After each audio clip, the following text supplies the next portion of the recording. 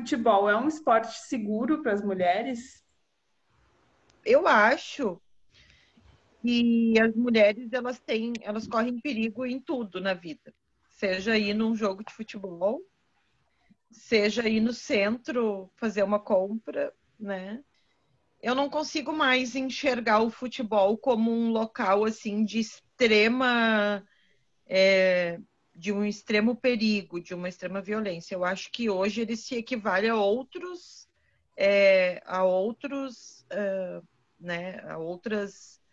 atividades das mulheres, né? Eu não penso que é mais perigoso tu ir no estádio do que tu ir num show, por exemplo. Eu concordo com a Paty, né? Eu acho que não tem uma questão, o futebol é mais violento do que qualquer outra questão social, né? De tu ser, só pelo fato de tu ser mulher e tu sair na rua já é um perigo, né? Porque eu sempre comento, né? Eu não tenho medo de ser assaltada na rua, né? Eu tenho medo de ser violentada, de ser estuprada, né? Então isso acontece em qualquer lugar. Agora sim, falando da minha experiência enquanto torcedora e o meu lugar de fala vem do Beira-Rio, que é um lugar que a gente tem uma setorização, a gente tem segurança, a gente tem uma torcida exclusivamente de mulheres, óbvio que para nós é mais seguro. E a gente tem muitas torcedoras que nos procuram para poder ir aos jogos, justamente porque elas não querem ir sozinhas. A própria FFC surgiu porque as gurias não queriam mais ir sozinhas ao estádio, né? É que eu já fui questionada de ter lugar no estádio, já teve torcedor dizendo: vocês chegaram ontem aqui, vocês querem ter lugar para sentar, vocês querem ter lugar para assistir o jogo. Assim como tem os homens que não respeitam o nosso espaço da nossa torcida e invadem o espaço, né? E mesmo que a gente argumente, mesmo que a gente converse, isso aconteceu no início de 2020 de novo. Volta e meia a gente tem esse problema e geralmente isso vem de torcedores comuns, torcedores que às vezes não estão acostumados a ir ao estádio, torcedores que ainda não nos veem como uma presença lá natural, né? Ainda não naturalizaram a presença da mulher. A violência que vem do futebol, do cara que sai, que bebe, que vai para o jogo e volta para casa e ataca aquela mulher que nem tem uma relação direta com o futebol, também é uma violência que é oriunda do futebol. E não necessariamente aquela mulher nem sabe qual foi o resultado do jogo. Mas o cara, né, dentro desse machismo e desses homens que precisam do motivo para bater na mulher, daí vai, bebe, o time perdeu, enche a cara, volta e bate na mulher. Então isso também é uma coisa muito oriunda desse machismo violento, né, que as mulheres sofrem. E tudo, nós não temos um local fixo lá na arena. Não, nós temos um local fixo, mas ele não é só nosso.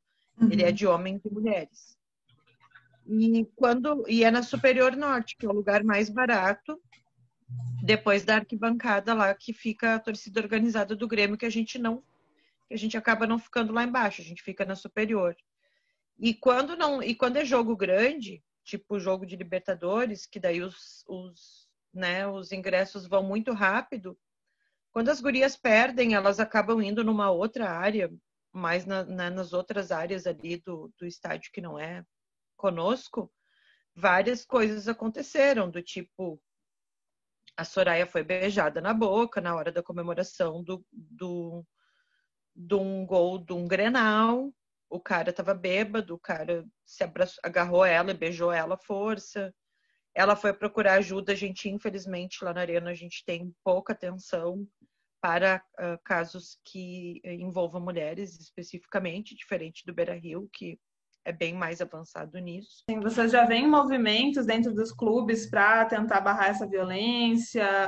Mas a gente, assim, pelo menos no Inter, a gente tem, e até pelo fato, é um privilégio nosso, enquanto torcida, né, enquanto integrante da torcida, a gente tem esse canal mais aberto, mais próximo também da gestão, das diretorias, dos canais de ouvidoria.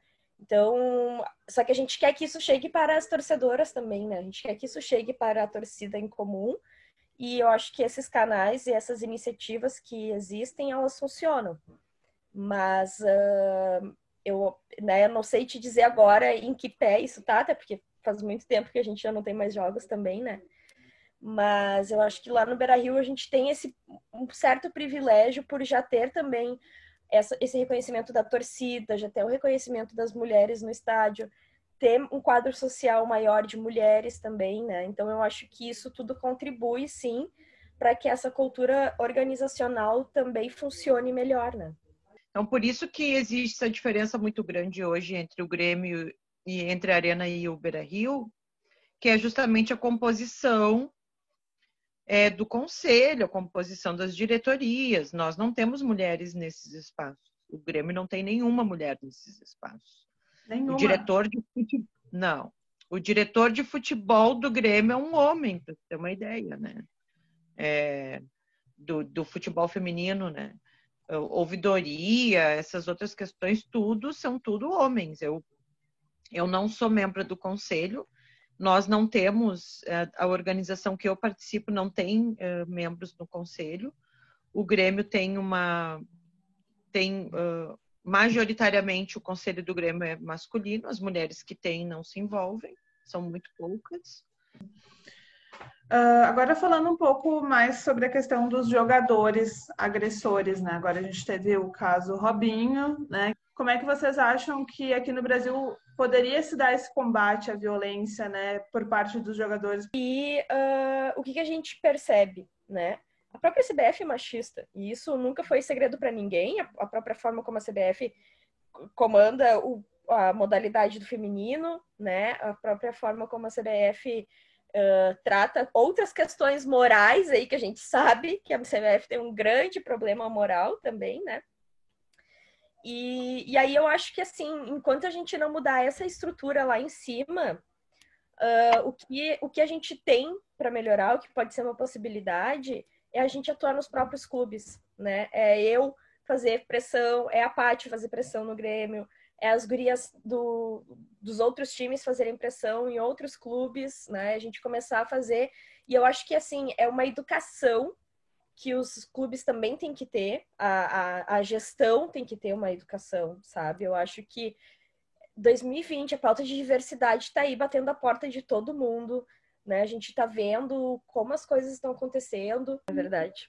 Mas eu acho que o que precisa para resolver essa questão nos clubes é resolver na CBF. Assim, só existem times de futebol feminino hoje no Brasil porque existe uma exigência da Conmebol que dizia que até 2019, acho que era 2019, né, a data final, os clubes que não tivessem a modalidade do futebol feminino estariam fora da Libertadores. Bom, bem ou mal, com todas as dificuldades que a gente tem, mesmo nós, os maiores times, Grêmio e Inter, né?